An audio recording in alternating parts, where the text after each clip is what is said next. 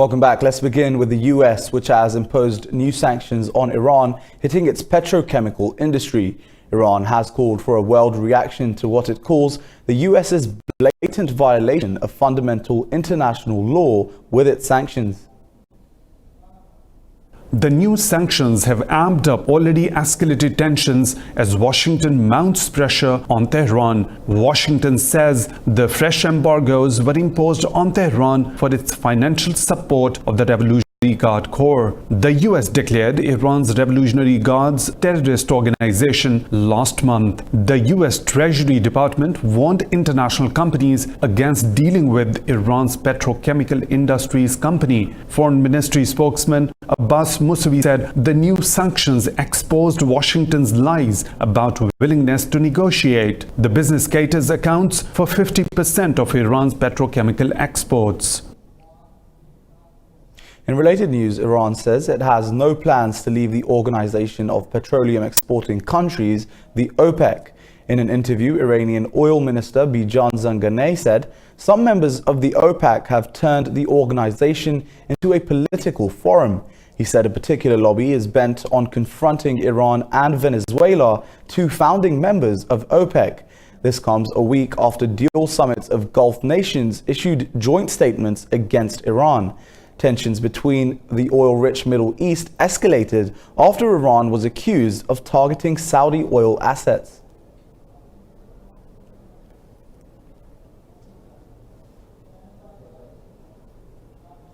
In India, at least 26 people have been killed in severe dust storms and lightning in the country's northern Uttar Pradesh state. The storm destroyed houses and uprooted trees, leaving 50 others wounded. Mainpuri district bore the brunt, with 6 people killed by lightning and the collapse of a wall. Police said most injuries were caused by damage to mud houses and falling trees. And major power cuts have been reported in the state capital, Lucknow.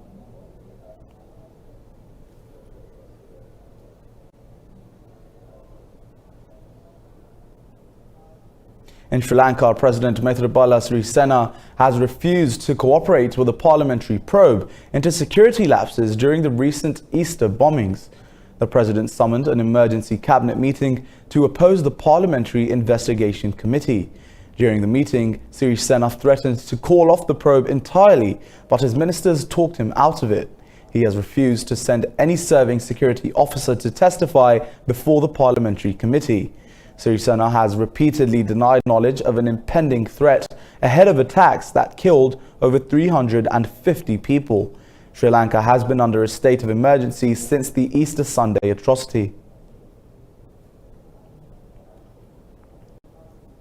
And Washington has indefinitely suspended the scheduled tariffs on all Mexican goods. The tariffs were called off after Mexico agreed to take steps to contain the flow of illegal migrants across the American border. The US and Mexico have signed an agreement 2 days before the tariffs were scheduled to take effect. US President Donald Trump says Mexico has agreed to take strong measures to stem the movement of people. Mexico has also agreed to expand its policy of taking back migrants from Guatemala, Honduras, and El Salvador. The country's Foreign Secretary Marcelo Ebrard has confirmed the deal in a tweet. Earlier, Trump threatened to impose an additional 5% import duty on all Mexican goods.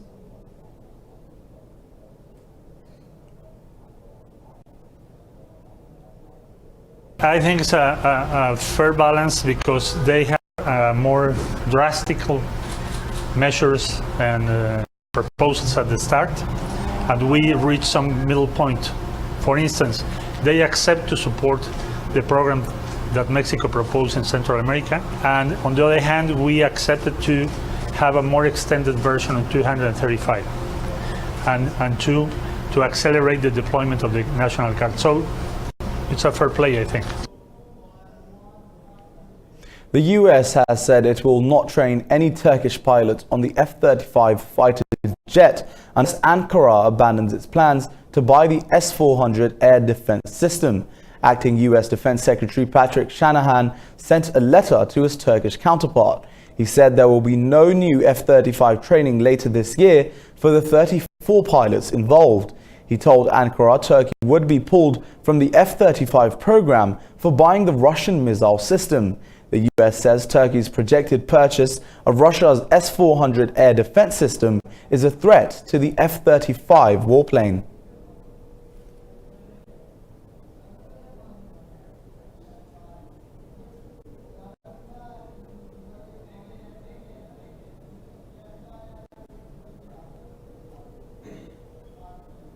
And in terms of Washington, they say that Venezuela will not be abandoning the effect. The US and Mexico have signed an agreement about 2 days before the tariffs were scheduled to take effect.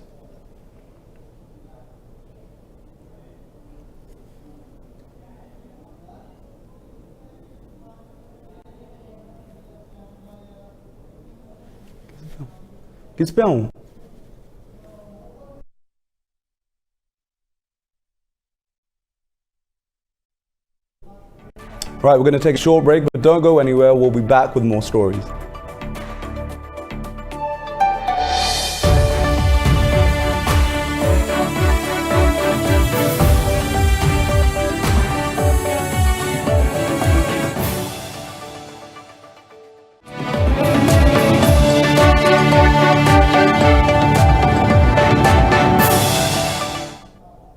Welcome back. Now, meanwhile, in Syria, at least 39 militants have been killed in a Syrian government counterattack launched on the edge of Idlib province. This was in response to the killing of 44 government soldiers in a rebel attack on the Idlib safe zone. Battles have intensified in Syria's northwest province after insurgents mounted an attack to repel an army offensive. War monitors say the assault comes during growing Syrian and Russian airstrikes in the region. The UN says the bombardment has forced 270,000 people out of their homes in the last month. Dozens of health facilities and schools have been among the targets hit.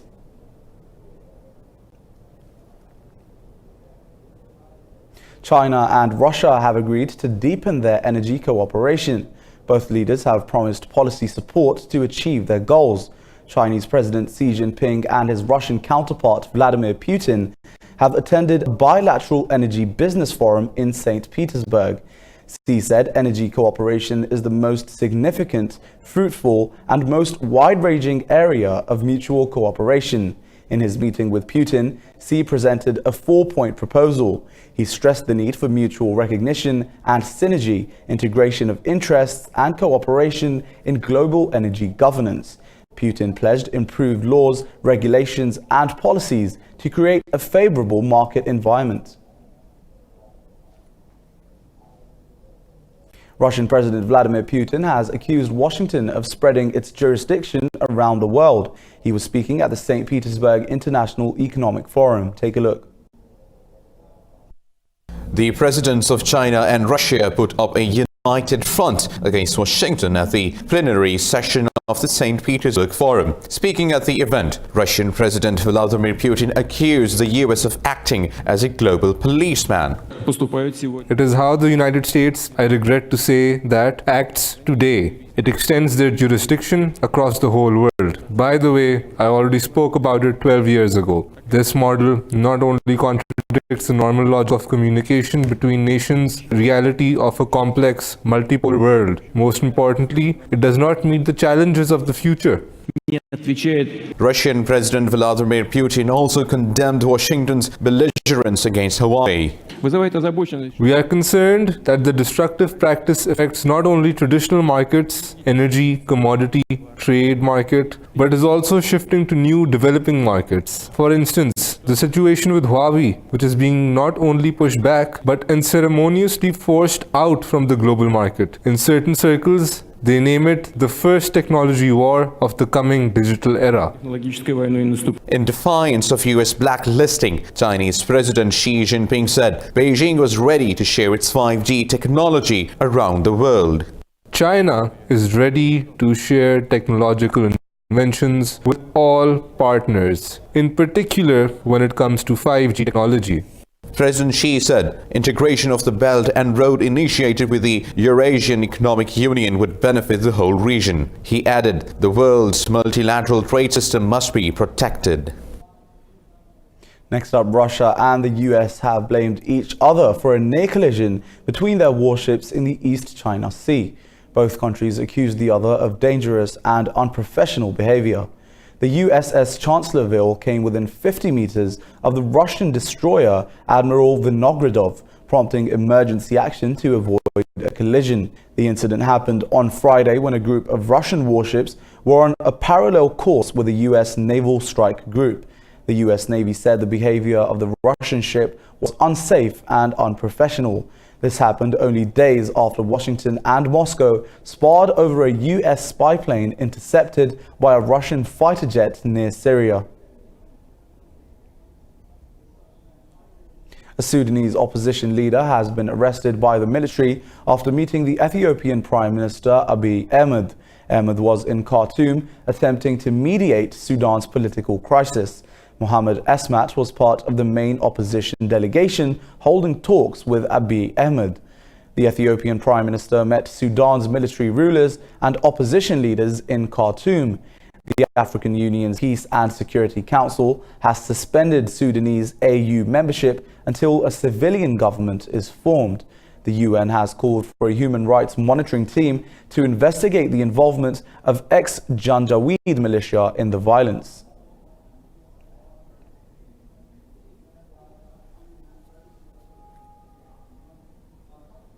British Conservative Party leadership hopeful Boris Johnson has won a court case over his Brexit campaign claims. He challenged a legal summons on 3 counts of misconduct in public office. The London High Court threw out the attempt to prosecute Johnson for allegedly lying about Brexit during the EU referendum campaign.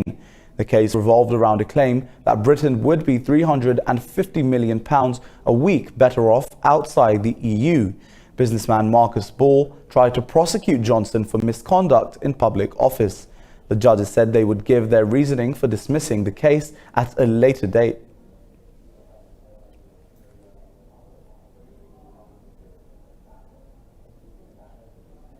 Spain's King Felipe has asked acting Prime Minister Pedro Sanchez to form a new government. Complex undertaking involves negotiations with many different parties. The king held meetings with representatives of the deadlocked parliamentary parties. In a press briefing, Sanchez said he will seek Parliament's approval to be sworn in as premier. His Socialist Party won a general election in April but fell short of a majority. To win a first-round vote, Sanchez will need support from a full majority of lawmakers. He is widely expected to continue as Prime Minister.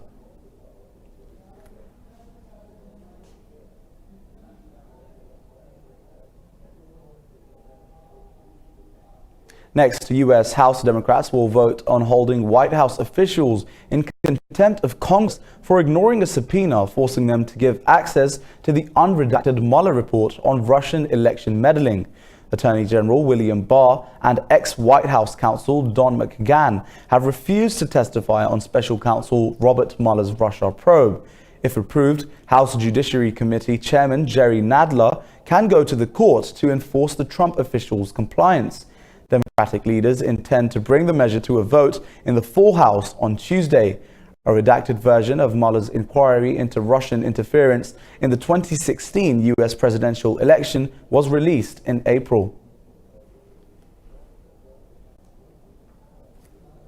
Protests have continued in Liberian capital Monrovia over President George Weah's failure to tackle corruption. The ex-footballer is under pressure 18 months into his presidency. Riot police lined the streets of Monrovia, where more than 5,000 people turned out for one of the city's biggest protests. Demonstrators walked to Capitol Hill to present the government with a list of demands. George Weah, a football hero in Liberia, has been in power for less than 18 months. Since he became president, inflation has soared and growth has shrunk. The IMF says the government's wage bill is too high. 64% of Liberians live below the poverty line. To France, where 3 marine rescuers have been killed in a boat accident off the country's western coast.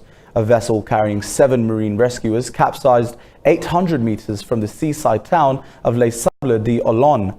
They were answering a distress call from a fishing boat in difficulty during a storm. 110 km/h winds have battered the French coastline.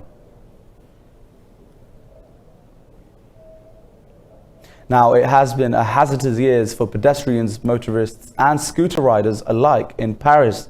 The city's mayor, Anne Hidalgo, has promised to improve the regulation of electric scooters, which she blames for the chaos. The mayor of Paris, Anne Hidalgo, is putting a spoke in the wheels of her city's electric scooter riders, saying it's time to end the two-wheelers' anarchic takeover of the city, with the lack of clear guidelines for the handlebar skater only making the problem worse. Electric scooters have been increasing in number in an anarchic fashion for a year now, and for one simple reason, which is that there are no clear legal guidelines. Today, there are 12 operators in Paris and more than 20,000 electric scooters in operation. It's way too much. Parisians complain scooter riders show a lack of concern for the safety of others as well as themselves. They say its size means nobody worries about where they leave them. It happens that people don't respect the regulations put in place, so it is as it always is. The problem with the electric scooters is that they are very small and you can leave them lying around anywhere. Parking scooters on the pavement and riding them in the park will be the first things to be banned. Next comes a 20 km/h speed limit. Electric scooters are an environmentally friendly way of getting around. For people that use them, they're very convenient. I think it is an interesting system. It's fast and simple to use and you find them everywhere. But it can be a little bit dangerous sometimes because there are lots of them on the pavements and alongside cars without wearing a helmet marks. Right now, there are 20,000 scooters in Paris. This number could double by 2020. Swedish teenage activist Greta Thunberg and her Fridays for Future global movement have won a global human rights award. Thunberg inspired millions of school students worldwide to skip school to protest for action on climate change. Last year, the UN warned output of greenhouse gases will have to be slashed over the next 12 years to stabilize the climate. What do we want?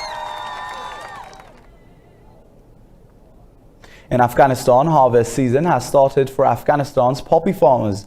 The country continues to fight what seems to be a losing battle against the drug trade. Harvest season is a busy time for 20-year-old farmer Mohammed Ahmadi, but he isn't collecting wheat or corn. Instead, he is scratching poppies and collecting the pink sap they bleed. He's harvested opium for a living since he was 13 years old. Nobody is interested in doing this job. I wanted to continue my studies, but economic issues have forced me to do this business. Also, the government is not paying attention to us. A poppy farmer can earn $135 each harvesting season, a significant sum in Afghanistan. The average Afghan worker makes approximately $760 a year.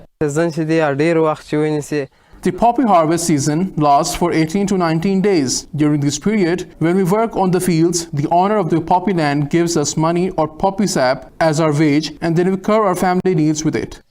The head of the Kandahar Counter-Narcotics Directorate, Gul Muhammad Shukran, says there's been a 42% decrease in poppy production in 2019, but eradicating production altogether is impossible. I urge the farmers not to cultivate poppy, which is an ugly phenomenon and can cause troubles and lead to addictions in our families and people. Half of Afghan opium is produced in areas with high levels of militant activity. It makes cracking down on drug production very difficult. The UN Office on Drugs and Crime says in 2018, 6,400 metric tons of opium were produced in 263,000 hectares of land. The Afghan Taliban famously outlawed opium cultivation in 2000 when they ruled the country. The US space agency NASA says private citizens could fly to the International Space Station as soon as next year. NASA's contractors, Boeing and SpaceX, will set the cost of civilian space tourism. Let's take a look. NASA says it will open the International Space Station to space tourism and other commercial ventures. Private astronauts could holiday in the orbiter for up to 30 days using US spacecraft. NASA is opening the International Space Station to commercial opportunities and marketing these opportunities as we've never done before. We're announcing the ability for private astronauts to visit the space station on U.S. vehicles and for companies to engage in commercial profit-making activities on the station. The American Space Agency is not the first to do this. Its Russian counterpart, Roscosmos, has already allowed fare-paying private citizens into the station. NASA's officials say opening the door to private enterprise gives the agency more room to focus on returning to the moon by 2024. So we expect to see the first crewed test flight to station probably by the end of this year, by the end of 2019. Then that sets us up for that earliest possible date for the private astronaut mission sometime in the 2020 timeframe. So that's where we stand. Up to now, NASA has banned the commercial use of the space station and prevented its astronauts from taking part in research for profit.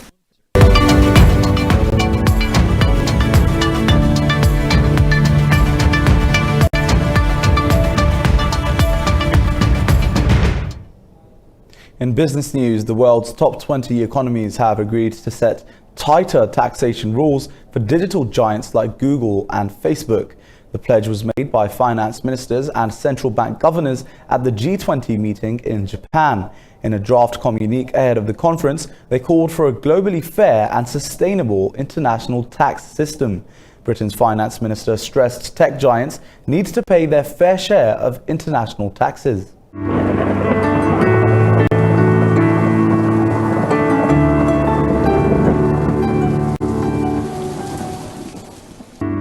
And now let's take a look at the weather around the world.